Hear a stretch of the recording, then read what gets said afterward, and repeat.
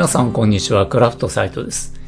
最近忙しくてですね、1週間ノート PC を放っておいたところ、バッテリーが認識されなくなりました。多分過放電でセルが一部死んだかもしれません。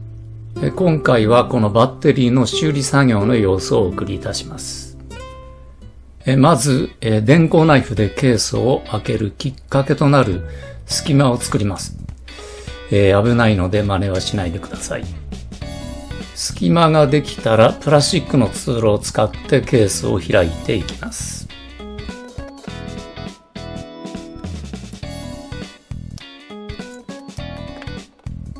これがですね、結構きっちり作ってあるので、なかなか開いてくれません。スマホ用のバッテリーについてきたツールで、グリグリするんですけれども、バッテリーや基板に、傷をつけないように作業します。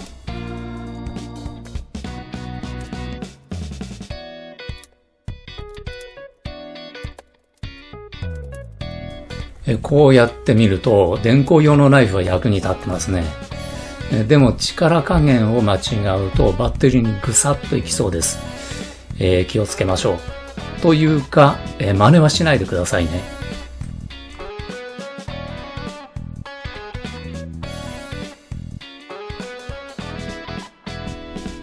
なんとか最小限の傷でケースを開けることができそうです。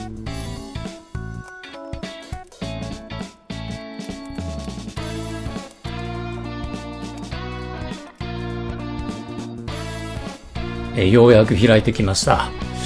奥の方で両面テープがまだ残っています。これを剥がして開きました。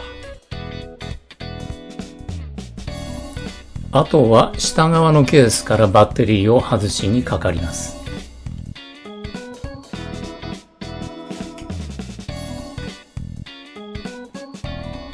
バッテリーは無傷です。うまくいきました。次に2本ずつ並列につながっているバッテリーの電圧を測ります。3組ともだいたい 2.7V です。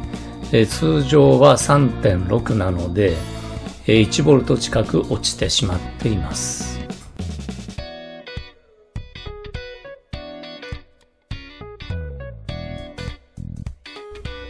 他におかしい部分がないか見ていますが、ショートやオープンなどの問題はなさそうです。そこで直接安定化電源から充電することにしました。乱暴ですよね。でも多分大丈夫です。電圧をとりあえず 10V にして 0.3A の電流で充電を開始しました。徐々に電流を増やしていって様子を見ながら最終的に 1A で充電しました。途中電圧のバランスがおかしくなっていないか確認しました。大丈夫です。それぞれ 3.3V を超えたところで充電を止めて組んでいきます。後で簡単に分解できるように接着剤ではなくテサテープを使います。